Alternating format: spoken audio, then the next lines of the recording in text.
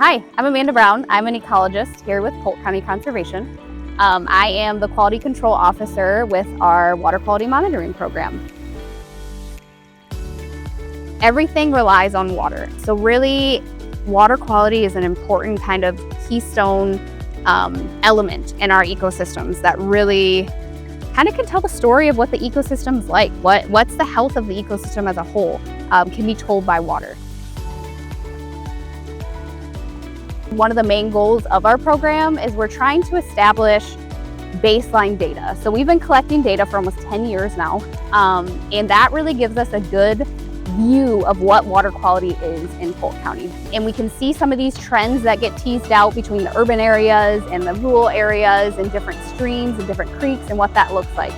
So a lot of times, if you look back here at this creek behind me, it looks very clear, but ultimately, it's hard to tell what water quality is just by looking at it. There are some visual cues, of course, you can get, but it is really hard to tell kind of more the chemical parameters or the really nitty-gritty details of water quality by just looking at it.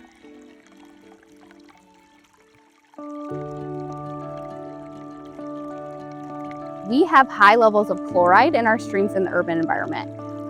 Chloride essentially is the water's becoming saltier. So there's more salt in our water. In our freshwater systems, that's not great.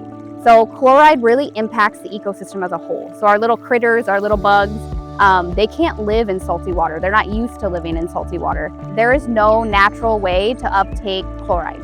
So our plants don't use it. Once it's in our waterway, it's in there. It's in there until it flows all the way down to the ocean and it combines with the ocean water.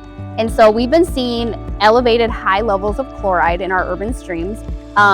Mainly, chloride can come from road salt. So think about in the winter time when we have to apply salt to our roads to make it safe, which is very important. But there are ways we can apply our road salts that we don't use as much, that we make sure we don't get as much runoff into our nearby streams and rivers and really try to decrease those chloride levels. So that's really important. I mean, chloride can come from various other sources as well, and we're actually looking into trying to determine where chloride is coming from because we're seeing high levels of chloride in some of our urban streams in the summer months, which that clearly isn't coming from road salts at that time and at that moment in space. So nitrate is a buzzword. They are very relatable to drinking water. So they impact us if we would drink too much of them. And our creeks and streams in Iowa do have high nitrate levels, and we are seeing that. But again, it's definitely impacts drinking water, especially. I mean, we don't test related to drinking water, but we do see that. And those mainly come from agricultural runoff. They can come from urban areas if people apply them to the fertilizers and stuff to their lawns, but they're definitely in a more rural area, and that's where we see kind of our higher levels.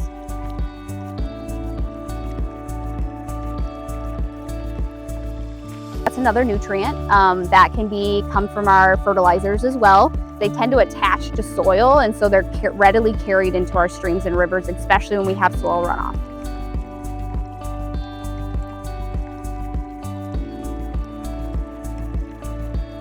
Another important chemical parameter that we test with our water quality monitor program is dissolved oxygen. So dissolved oxygen is just what it sounds like. It tests for the oxygen levels within the water. Again, important for those little critters. Those especially important for some of those macroinvertebrates or those small little bugs that are in our waterways that can't move out fast. And so dissolved oxygen is important for them. They need oxygen to breathe, just like we need oxygen to breathe. And so we go in and we test the dissolved oxygen of our waterways. Sometimes we don't see that. And then that basically raises a red flag for us. Like, why is the dissolved oxygen low? Are there too many plants that are utilizing that dissolved oxygen? When plants die off, the bacteria that consumes those dead material from the plants actually consumes oxygen.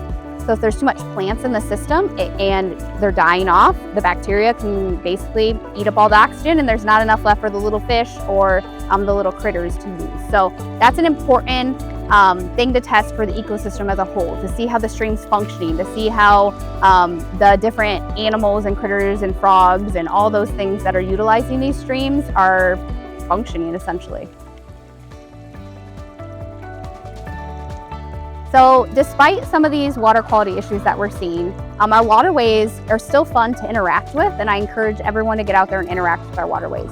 Try not to drink the water, and that's an important thing to talk about too, is like, contact with our water versus drinking our water, right? So there are very big differences in terms of water quality and kind of being safe or risk when you're looking at those two elements.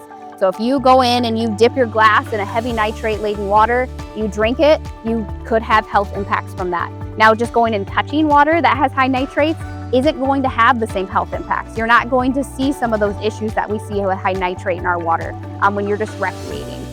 So I always recommend wash your hands after you get done. When you get home, maybe rinse off in the shower. Just make sure you kind of get everything off you. Another important element when you're interacting with our waterways is, if you have any plant material on you, take it off, put it back in that waterway or put it next to the waterway, just so we're not transporting some of those invasive plants if you move around to different waterways. So definitely get on our waterways, have fun, let kids splash around. It's a great way to get more involved in our water and really see what's it all about and kind of interact with those little critters in there.